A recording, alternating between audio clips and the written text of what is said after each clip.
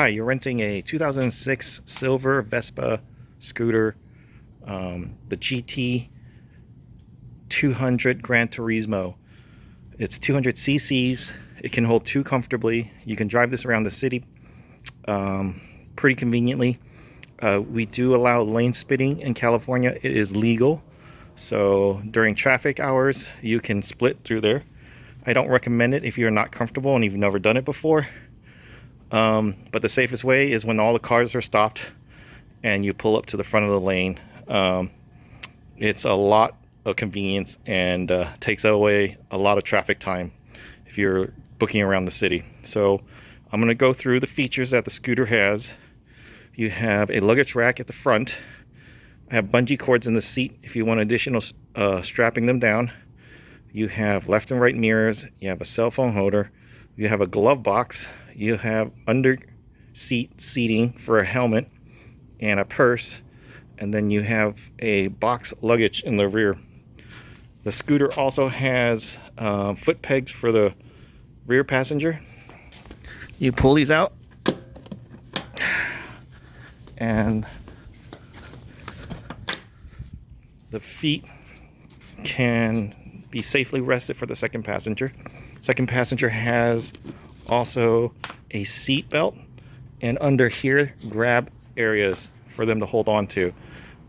This trunk is pretty much bolted down and is safe enough to hold the second person's weight, and it is very comfortable. So unlike a motorcycle, this does not have a clutch or gears. It has a CVT transmission, so you just pull the throttle and go.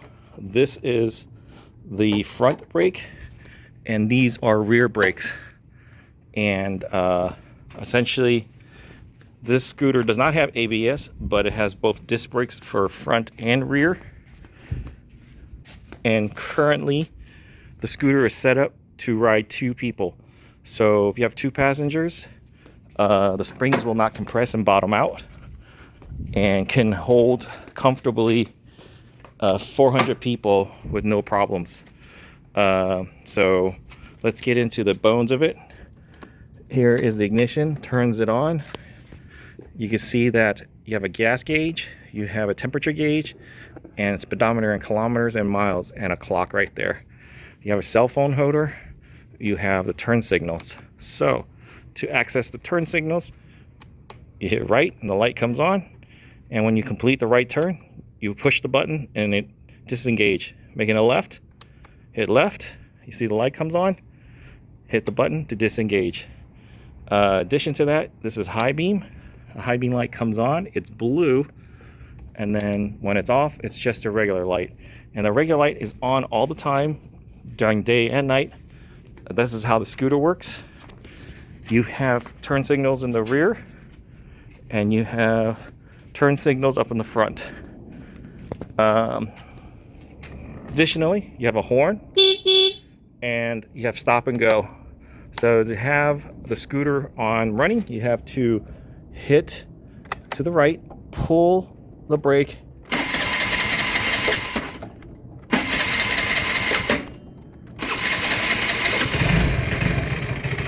and pretty much starts 2-3. It's been a little cold, but scooter runs pretty smoothly. You have the windshield that blocks a lot of the wind. You have a voltmeter here, tells you how much electricity is. So additionally, this is a phone charger or a USB charger. To access the glove compartment, you hit this key in and you can plug this in and have a phone in here and charge while you're driving. Now this is a carbureted scooter, so it runs better once it runs around for like 3 to 5 minutes. Currently right now the scooter is a little cold and it runs a little hesitant. Additionally, if you want to get into the trunk, you hit the truck button here and there you go. In the trunk you have a rag for any of the mirrors you want to clean, the helmet. You have bungee cords, and this strap here is very safe for the second passenger to hold on to if they don't want to hold on to the person in front. And as I said before, pushing in the key opens the glove box. And so you got the signals. To get into the trunk here for the second one, it is the blue key. And the blue key turns right, has your second helmet. Now, make sure that the helmet and trunk is locked.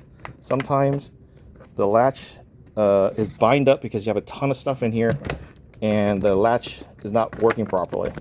So when you store a ton of stuff and you're moving around, you might have to shift it back so the latch can lock the trunk properly.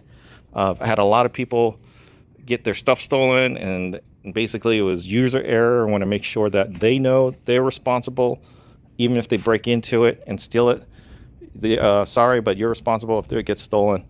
Your insurance should cover that. It's basically if you have a traveler's insurance and whatnot.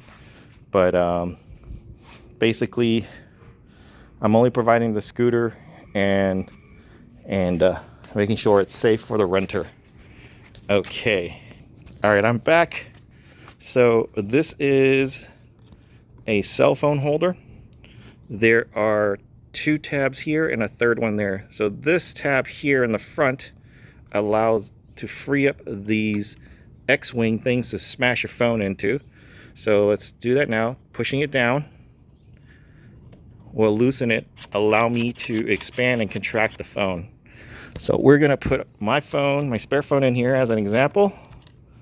You put it down. You wanna lock it. You don't want it to be as loose as this. You wanna close on it so that when you're driving, the cell phone is properly squeezed down on here. So the tab underneath, or just manually crushing it. Only hold it. All right, took 2 hands to crush it down. Once you crush it down, you move this first tab up to lock it down. So it will lock these arms down.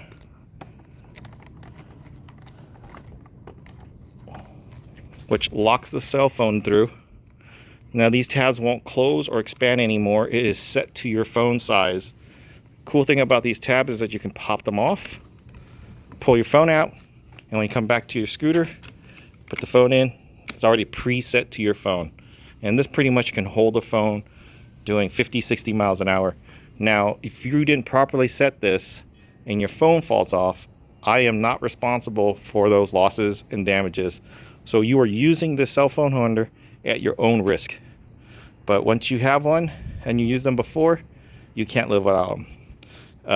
A second thing is that this cell phone holder moves left and right, and this third tab up here on the right, if you twist it, it locks it down, prevents it from spinning too much. So that's how you use those 3 little tabs there and devices to hook up your phone to the cell phone, to the thing. Now this power only comes on, as you can see, my phone is going to show charging when, let's see, is it charging?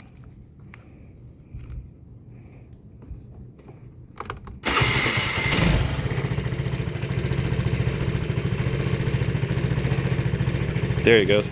Shows charging when, only when the scooter's on. So I don't know if you can see here, but it's charging. Keeps the pretty much the scooter or the phone good when you're riding, and keeps it going all day long. If you want to turn the scooter off, you hit this tab, pull the key out. If you want to lock the steering when you go away, you pull the key out and the steering won't move. So there is 2 ways to park this scooter. You have this first kickstand here. It has a spring, return spring. Now, if it's not fully extended out when parked, the scooter will fall to the floor. So make sure that you have your foot peg properly pushed out when the scooter lands on the third leg here. Otherwise, it falls forward, because as soon as you take off, the leg retracts and prevents you from crashing. And then you have the center stand on the scooter, and I will try to show you how to do that next. All right, so you have the side kickstand, as I mentioned before. You lift it up, it gets tucked in, but you want to make sure it's fully extended forward. Sometimes people will half extend it and the scooter will fall down. Now, I prefer to always put it in the center stand, and to do that, you put your foot right here, you put your hand back here, there's a handle, and you grab this handlebar and you lift up in the rear, and the scooter goes back. I will do that one more time. Put the foot down, add your weight on this leg, and boom, it goes up. You lock the scooter, there you go, it cannot be moved. So the scooter is now locked in place. You can take this tab off and you can pull this luggage rack down, have additional storage, and there you go. Have a nice day.